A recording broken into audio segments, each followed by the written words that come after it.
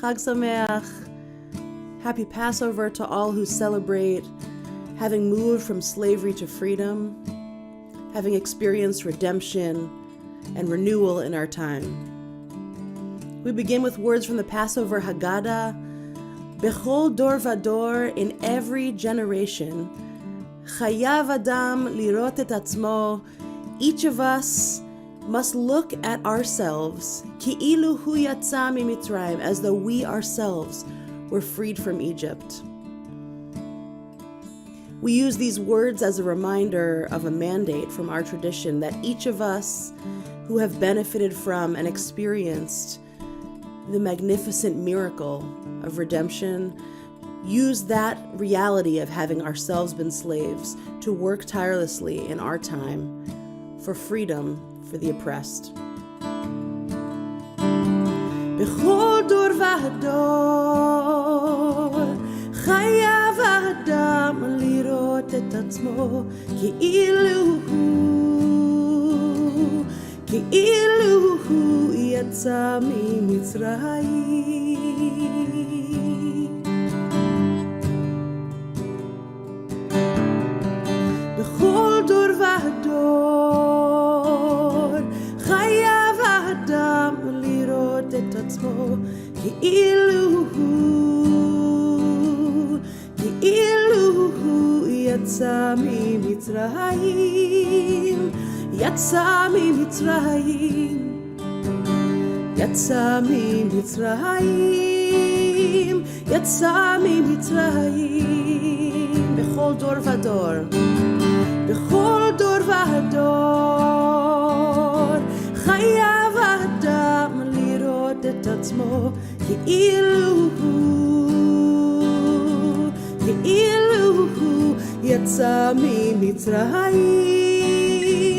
Yatsa mimitzrayim, yatsa mimitzrayim, yatsa mimitzrayim. Can you picture yourself crossing through and wandering the desert? Can you feel the wind support you as you go? Do you hear the cries of those left behind, still hoping for tomorrow? Do you fear the mountain you still have to climb? Bechol dor vador, chayav adam lirot et atzmo, ki'ilu hu yatsa mimitzrayim, yatsa mimitzrayim, yatsa mimitzrayim, yatsa mimitzrayim, yatsa mimitzrayim, yatsa mimitzrayim, yatsa mimitzrayim, yatsa mimitzrayim, yatsa mimitzrayim, yatsa mimitzrayim, yatsa mimitzrayim, yatsa mimitzrayim, yatsa mimitzrayim.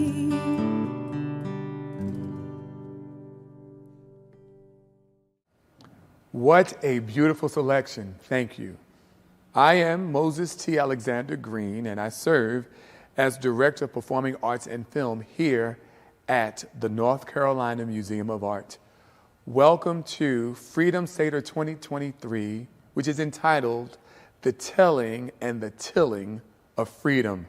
Tonight, you have been invited to join the NCMA and Friends of the Judaic Art Gallery for a special environmentally focused event that highlights the role that earth, land, and nature play in the Exodus story.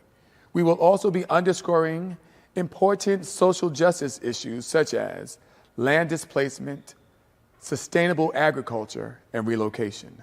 Tonight, we are meeting virtually with diverse faith, ethnic, political, and civic leaders and everyday people. We're all going to show the importance of renewal, of storytelling, community, and of social action. We gather to recognize freedom from slavery, We gather to remember stories of liberation, and we gather to lift our collective hopes for a future of peace and justice. Good evening, and welcome to NCMA's Freedom Seder. I'm Gabriel Goldstein, and I'm the consulting curator of Judaic art here at NCMA. A Passover Seder occurs on the eve of Passover, when families and friends gather together to relive and to recite texts and eat ceremonial food, celebrating freedom, celebrating the freedom of the ancient Israelites from enslavement in Egypt. A Freedom Seder is a cross-cultural memory experience, where we look at experiences of freedom and the paradigm of the freedom from slavery in Egypt, and think about it in context and in comparison to stories of the pursuit of freedom across cultures and across time. Tonight, we will focus on experiences of the land. The land is central to the experiences of the Israelite freedom from enslavement in ancient Egypt. They worked the land in ancient Egypt. They literally used the mud of the land to build bricks that were then used to build the great cities of Pithom and Ramses. They suffered in the land, in the fertility of the land, and in the Nile, where they were forced to throw their sons. Then they left the land to the promised land, to the land of milk and honey, and traversed a wilderness, across desert for 40 years to get to the promised land. So as we journey across time from enslavement to freedom, we explore the experiences of the land, a land of enslavement, a land of opportunity, and a land of freedom. Thank you, Gabe. At this time, we will receive the Exodus story and hear its intersections with our theme, the telling and the tilling of freedom, from Rabbi Zalmi Dubinsky. There was an elderly man living in Jerusalem who lived a life of poverty. And he spent his days trudging up the staircases of Jerusalem's many apartment buildings, knocking on people's doors, asking for help. And as he'd climb up the stairs, he'd think to himself, if only Jerusalem was built of single-family detached homes and I didn't have to climb up all these stairs. And one day he's approached by a gentleman who asks him, what would you do if you won the lottery? Where's the first place you'd spend your money? And he thinks for a minute and he says, if I won the lottery, I'd install elevators in all of these buildings so that when I ask for charity, I don't have to climb up the stairs. Now, in the traditional text that we read at the Seder, the Passover Haggadah, we say that if the Holy One, blessed be He, did not liberate our ancestors from Egypt, we, our children, and our children's children would still be enslaved to Pharaoh in Egypt. Really? Thousands of years later, so much has happened on the world stage, we'd still be stuck to the ancient Egyptians who are now but a footnote in history. The enslavement in Egypt was really something far deeper than simply physical oppression. And not to discount that, of course, God forbid, the physical oppression and the tyranny that the Jewish people experienced was terrible. They were massacred en masse, hundreds of thousands, if not millions, and those that survived experienced unspeakable, unimaginable torture as slaves. And yet, there was something deeper. The commentaries on the Passover story tell us that throughout the 210 years that the Jews were enslaved in Egypt, not a single one of them managed to break free and escape. Not simply because it was physically impossible, but because the word freedom was erased from their vocabulary. What Pharaoh and the Egyptians were able to do was eradicate any dream, any hope of one day being free. The walls of Egypt didn't only retain them physically, but it really closed off from their minds and hearts the opportunity for hope and for freedom. And then comes along Moses, encouraged and commanded by God to stand up to Pharaoh and say, let my people go. Let us serve our God in our land. And the history has never been the same. That has become the rallying cry for the world, to introduce the idea that freedom is an innate human right, whether on a personal level or on a global level. That is the rallying cry for us to stand and say, let my people go. And since then, to say the least, history has not been rosy for the Jewish people. Yet that hope that one day we can be in our land has never been erased. We pray 3 times a day as Jews. We face Jerusalem. The hope and prayer and message that we conclude the Seder with is next year in Jerusalem. If you were to stop a Jew in 1492 during the Inquisition in Spain and asked them, what are you thinking about? They would have said, Jerusalem. If you would have stopped a Jew on their way to the gas chambers in Auschwitz and asked them, what are you thinking about? They would have said Jerusalem. The word Jerusalem has not left our souls, our minds, our hearts, and our lips. Land is so important when it comes to freedom. And of course, Jerusalem is not only a geographical location, but it's a metaphorical concept. That in our journey to our own freedom, our internal freedom, because we all face our own pharaohs, we're all imprisoned in our own Egypts of our mind, of our soul, of our spirit, we got to gather the strength that Moses had to turn inward and say, let my people go. Demand from ourselves and from the world around us to experience freedom on a micro level, on a macro level, and really embrace our own land, whether it's in the physical sense, but also the metaphorical sense, a space where we feel like we can take ownership, that we have pride in, that we can host people in, that we can celebrate, and that we could service ourselves spiritually through our land. So on that note, in the physical and in the metaphorical sense, may next year be in Jerusalem. Thank you, Rabbi. How enlightening. At this juncture, we will transition to the second portion of a traditional Seder, in which the elders of the community, the elders of the family, gather around children and grandchildren, and they communicate their story of freedom. They recount what it meant to go from slavery to liberation. So here are some of those stories, and we're going to transition from that into what does freedom mean? What does freedom look like to you? I was born in Edo State, raised in Edo State, but I grew up in the western part of Nigeria, which is the Yoruba-speaking part of Nigeria. Home is sweet, home is refreshing, and home is unifying, and it's peaceful. It's comforting, knowing that you're at home. It gives you a lot of confidence, and to know that you can still do exploit and become who you have been called to be at home is very, very important. And at home, you have your family and friends. You're able to go back to the country, go to the city, eat what kind of food you want to eat. I must tell you, at home you eat organic food. Yes, real organic food, fresh from the farm. So everything at home is good. Yes, home is not without its own challenges, but I can say that for the most part, I love to be home. Lowndes County, Litohatchee. Of course, that's where I was born and raised. And Lowndes County as a whole is called Bloody Lowndes. And Bloody Lowndes is because when the black community wanted to start voting, the white community wanted to stop that by lynching them, shooting them, whatever they could do to kill them off so that they would not be able to vote. And that's why the Lowndes County got the name Bloody Lowndes. But there were brave black people who fought the fight.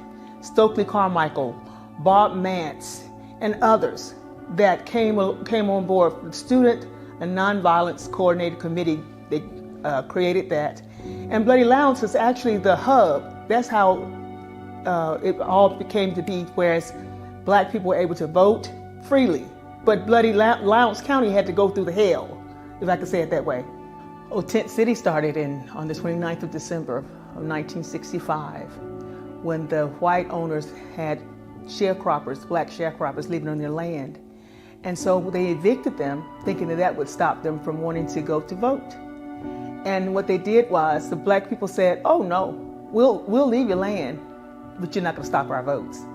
So they created Tent City. And Tent City, and it was 8 families, because they were large families, too large to live in with their family. So it was 8 families that ended up living in Tent City, and they did for about 2.5 years. That history feels like, if I'm not trying to be too spiritual, but in the beginning God created the heavens and the earth, and He took the dust. It's the essence of that's inside of me. To know that history lives within me, that my family, my mom and dad, they bought 2 acres of land, And when they moved over there, I was the first child there to be born on that land in 1961. And the history of knowing that my mom and dad said, you can take the land, but you can't take my vote. As a black mother, it means everything. Passing on the legacy of my mom, my aunts, my cousins, and all my family members, passing it on to her so that she could pass it on to her child, her baby. And just being able to show her that she's worth it. Whatever it is that she puts her hand to do, she's worth it. My name is Maria Lopez, and I previously served as the manager of film and lecture programs at the North Carolina Museum of Art. I am now the Cultural Affairs Coordinator for the City of Chicago's Department of Cultural Affairs and Special Events. Freedom means being able to pursue my passions and interests, a privilege that I would not have had access to if my parents hadn't made the long and difficult journey to immigrate to the United States from Mexico. I have found freedom through the fulfillment I get from my work, bringing joy to others through arts and cultural programming. My parents unfortunately didn't have the freedom to pursue a career that brought them joy and fulfillment, and instead had to find jobs to support their family and make ends meet as immigrants in a new country, far from their own parents and support systems. Freedom is not something I take for granted, because I now understand that thanks to my parents' sacrifices, I have the freedom to pursue my passions, travel, explore hobbies, and choose my life path. Through the sacrifices my parents made to give us her freedom to live a fulfilled life, my ancestors have also found their own freedom through me and my accomplishment. I am my ancestors' wildest dream. Freedom looks like us and others. That part where Dr. Martin Luther King says, where little white boys and little black girls can hold hands together freely, without any penalty, be able to walk down the street together without any penalty. Freedom means being able to go anywhere without any boundaries.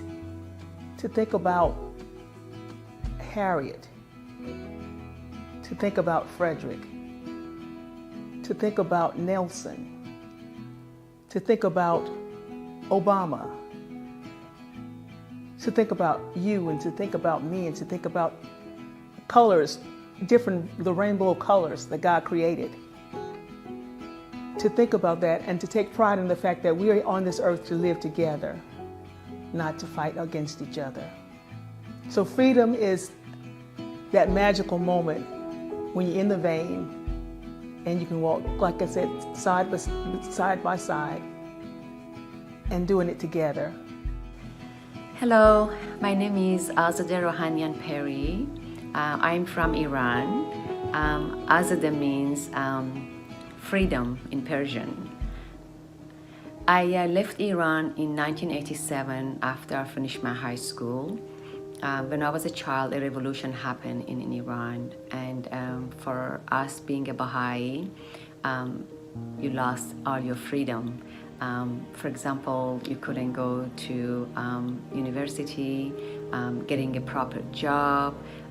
So as I was finishing my high school, my parents realized that there is no future for me because I can't attend any university. And they asked me to leave Iran. So I left in 1987, as I mentioned, and I went to Lahore, Pakistan. The journey was very difficult. It took us 10 days. But my nephew was 5 months old at that time. And when we arrived in Lahore, I lost everything. So the smuggler stole everything I had. I lived in Pakistan for 19 months, and then I moved to Melbourne, Australia, where my family members, brothers and sisters lived there. I was there until, and it was great for me because I had this freedom of attending college, get a job, and being free. And then in 2001, I got married and I moved to United States. So I feel so fortunate to have this freedom, freedom of religion, of speech. And I'm praying every day for people in Iran in Afghanistan or any other countries that they are fighting for their freedom every single day. I still have family members in Iran that are suffer. My nephew, nieces, my brother-in-law, they all were in prison. And I'm hoping one day soon everybody have this freedom that they deserve. As we have for our past 2 Freedom Seders, tonight we will also highlight the role that food plays in a traditional Seder. You may remember, matzah in particular symbolizes the rush to freedom, while bitter herbs symbolizes a time to remember the sorrow. Well, tonight we have a special look at the way that land and agricultural sustainability are seen in present day times.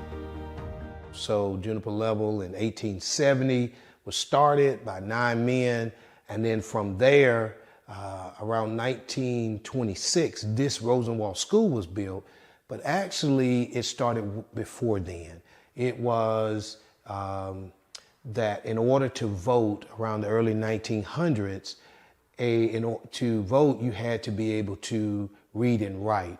We actually have a member who remembers that. Her name is Mother Ella Perry. She's 93 years young, and she said that she remembered going to the voting spot and having to read the preamble in order for her to be able to vote, her and her father. And so part of that was then Booker T. Washington, Thomas DuBose saw that that was an issue, because at the same time, blacks and all would need to be able to read and write. In the rural areas, they also said that there was a separation. There would be no blacks and white couldn't attend school. And so in the inner city, they always had schools. In the rural areas, there were no schools at all. And so Booker T. Washington got on that board of trustees was Julius Rosenwald. Julius Rosenwald, a philanthropist. He was a Jew, but we remember him by the fact of Sears and Roebuck. So he was the CFO of Sears and Roebuck. They came actually with the grandfather of G.K. Butterfield. So the former Congressman G.K. Butterfield grandfather, they all got on a train and they took that, especially through the rural parts of North Carolina, down through Wilson. And Rosenwald asked the question, what could he do? They came back and devised a plan, and the plan was to build schools, but it had to have, the blacks had to have a skin in the game. They had to have a portion of that. In fact, truth of the matter now we find out later is that the blacks actually had to pay more than Rosenwald did in investing in the schools. And so he built over 5,000 schools, and 200 of them were homes for the teachers. So around 5,200 in 15 states. Out of all of the states, North Carolina was received more schools than any of the other 14 states. And so in 1926, this school was built. Unfortunately, Booker T. Washington has already died. In the early 1930s or so, Rosenwald passes away. This school built in 1926, went all the way until around 1956. And what is amazing about 1956, Brown against the Board of Education, when that takes place, all of a sudden now this school closes because all the students that came here actually went to Garner, consolidated in Garner. And so the tie-in with the land is basically having foresight to wanting a school, but having to leave the church because they wouldn't support that. Come over, find land, 9 men buy land, start a church, and then later, some now, I guess, almost 56 years later, build the school, and that's where you are today. I grew up down south, and our chores were to work in the garden. Never knew that through the years that I'll be going back to that. And it's like a foundation, because if you don't know how to prepare or provide for your family, the garden the stuff that you plant, you know it's good, because we always want the best for our families. We always want to make sure that what they're getting is the nutrition's real stuff, that not that stuff that they rinsed and all the other stuff that they've done. You're not sure what's in it, right? But I noticed that even in the gardening and planting, the children learn foundations and what's important, you know, because if I can build my own, then I can help somebody else, right? Because it belongs to me and I can share. And the community is just not for me, it's for everybody. And everybody needs to know that we can depend on each other to survive. And freedom meaning to me is that now I'm doing it because I want to, not because I had to. And then it gives me a sense of pride that I can teach the other ones the same thing. And it's just amazing, the feeling that you get. And sometimes I get all teary-eyed or whatever. I'm like, I never knew that my history was going to bring me here and that I can help so many others understand the importance of having your own. Good evening, everyone.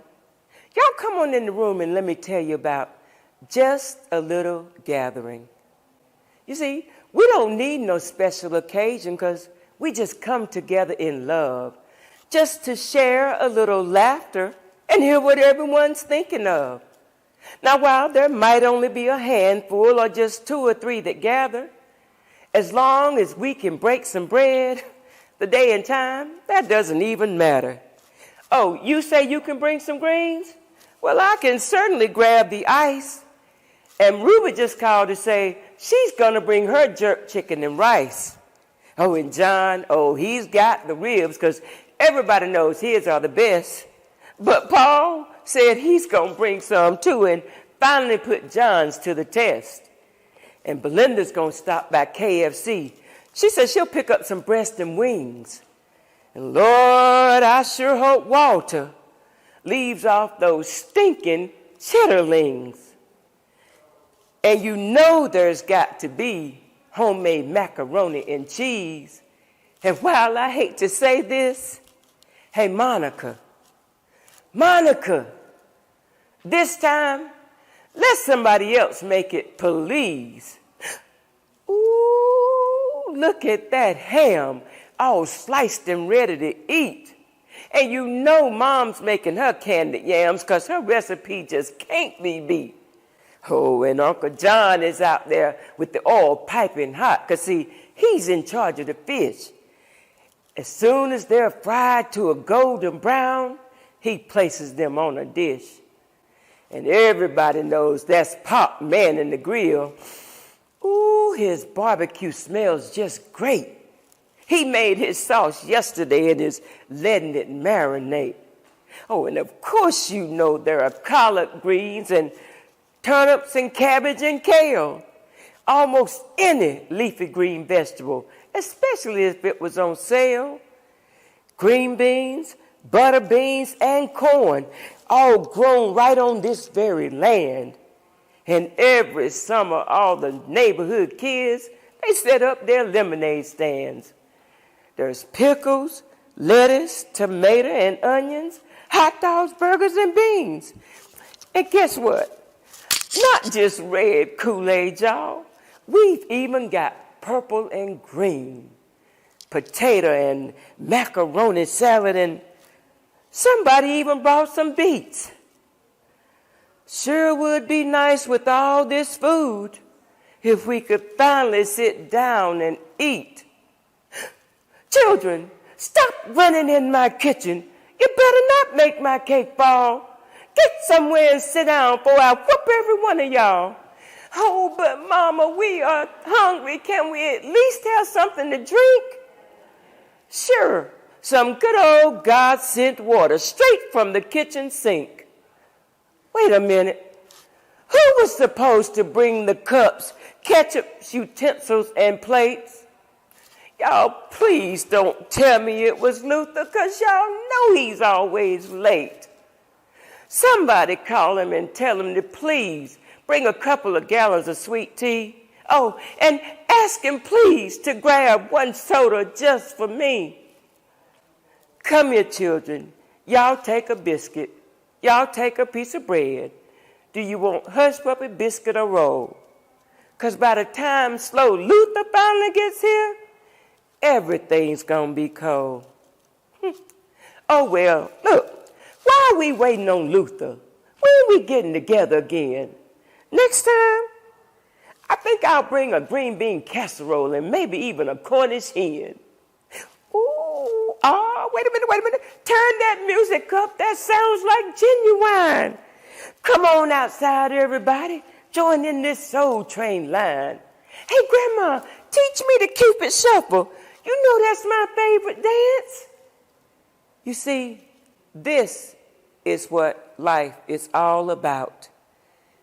Being with family whenever you get the chance for just a little gathering. Thank each of you for sharing your legacies, your histories, your personal journeys with all of us. I believe that some of those stories won't just be passed down within your own families, but within ours as well. And then also thank each of you who answered the question, what does freedom look like? What does freedom mean to me? I hope that you all are seeing this evening that there is greater collectivity, there is a greater universality of the human spirit than there are differences. Now, let us transition to Gabe, who is in our Judaic Art Gallery. There, he will highlight some pieces from our own collection which reflect this evening's theme and other portions of Jewish life. The North Carolina Museum of Art Judaic Art Gallery features this case devoted to objects relating to Passover, relating in particular to the Passover Seder. At the far right is a contemporary piece made by the Jerusalem silversmith Iris Tutnauer. It is a Passover plate that carries and contains the ceremonial foods eaten in the Passover service of the Seder. Those foods include an egg, a spring vegetable, a mixture known as charoset, which is a mixture of fruit and nuts in most communities, as well as a shank bone in remembrance of the sacrifice, the Paschal sacrifice of the temple era and the Exodus from Egypt. This Seder plate by Tutnauer also echoes the landscape of the wilderness across which the Israelites journeyed for 40 years to freedom, and the wilderness itself, as well as the landscape of the Promised Land, the land of Israel, a land of valleys, a land of hills, and a land of changing topography. That wavy surface also echoes the unleavened bread, the matzah, which is part of this and central to the ceremony of the Seder. This multi-layered structure of silver is itself echoing the many matzot, the many unleavened breads, 3 of them aligned traditionally in a Seder dish, but also in many ways the multi-layered history, a multi-layered history of generations, a multi-layered history of freedom and storytelling, and a multi-layered history of land where Jews lived and where Jews live today, celebrating the past and looking forward to the future.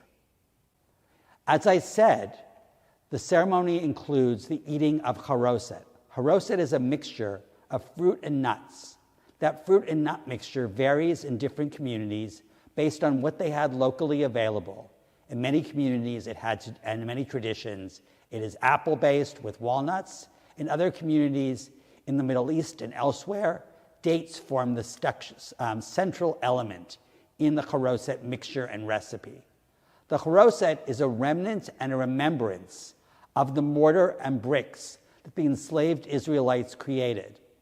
It is supposed to be a piece of the land of Egypt, a piece of the hardship, yet it's savory, sweet, fragrant. It is both bitter and sweet. It is an oxymoron.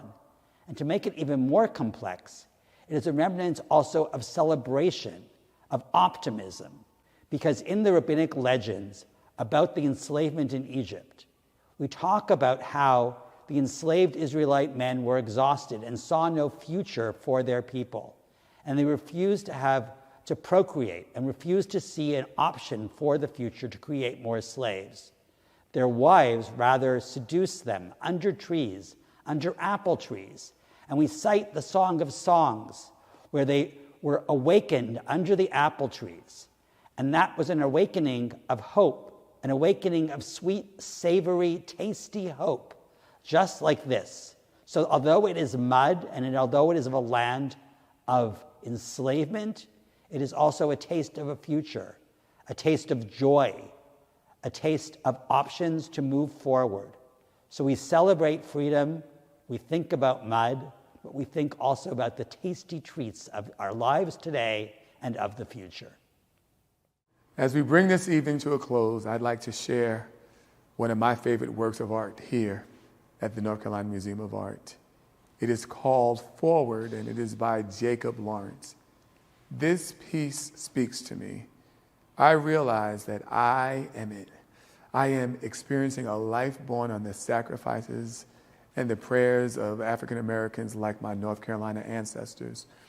This work reminds me that I come from, as the 6th, 7th, and 8th great-grandson of enslaved African Americans, I come from a people who dared not only to free themselves, but to, as Toni Morrison said, claim ownership of being a freed self.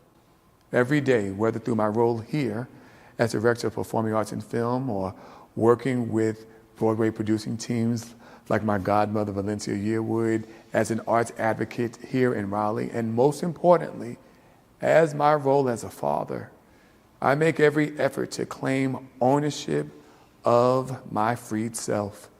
Every day, I endeavor to walk in my genius, and every day, I endeavor to make my ancestors proud. Freedom is essential to doing both, and that was the spirit of our Freedom Seder, that we would all see how our journeys from enslavement to liberation are similar, and that we all could collectively hope for a better tomorrow. Have a great night, or as they say, next time in Jerusalem.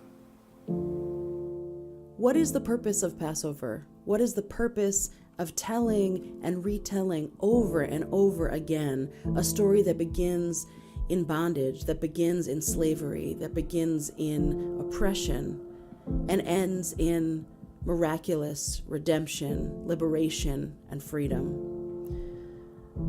We're told that one of the mandates of the story is to gather our children around the Seder table and tell that story in whatever way that the child around us can understand.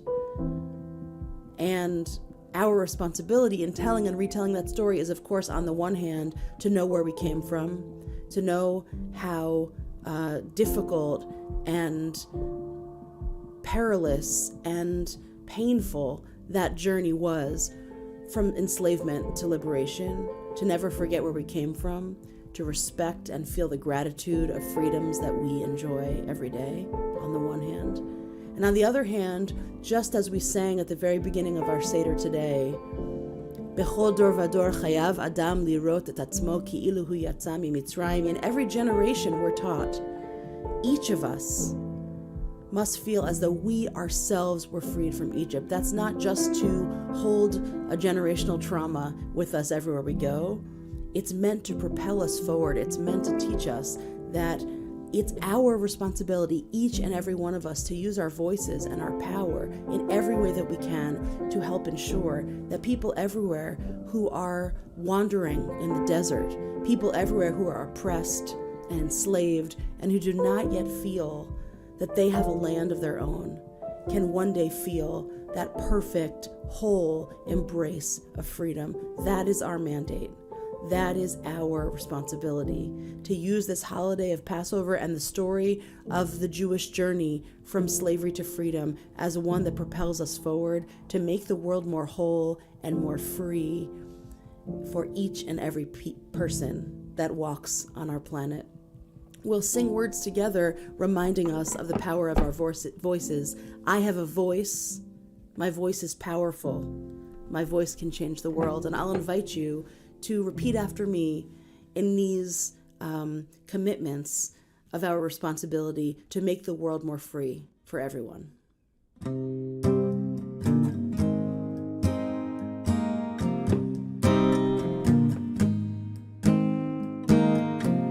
I will open my eyes,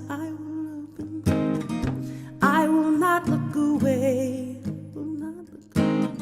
I will use this gift I've been given. every day. I have a voice, my voice is powerful, my voice can change the world. I have a voice, my voice is powerful, my voice can change the world. Change the world.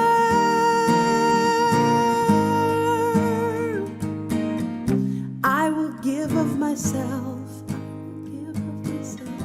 I will reach out my hand. I will use this heart I've been given to take a stand. I have a voice. My voice is powerful. My voice can change the world. I have a voice.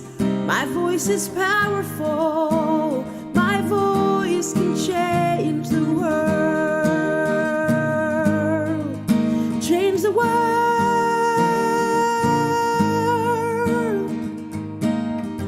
I will fight for the truth. I will fight for it. I'll stand up for what's right. I will use this strength I've been given and be a light. I have a voice. I have a voice. My voice is powerful. My voice can change the world. I have a voice. My voice is powerful. My voice can change the world. Change the world.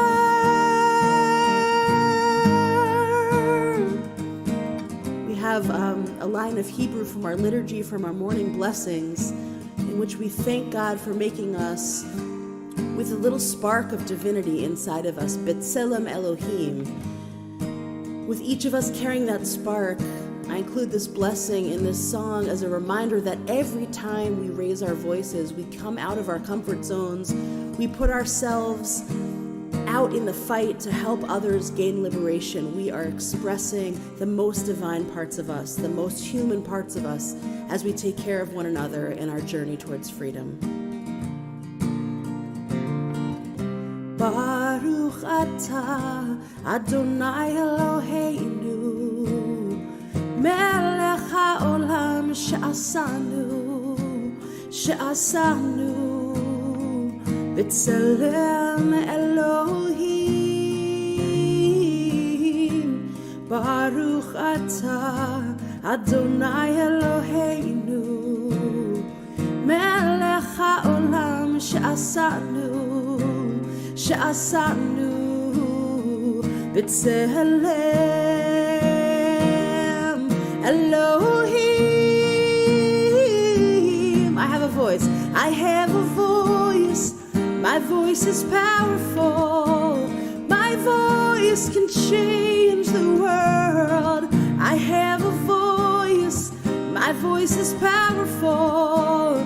My voice can change the world. Change the world.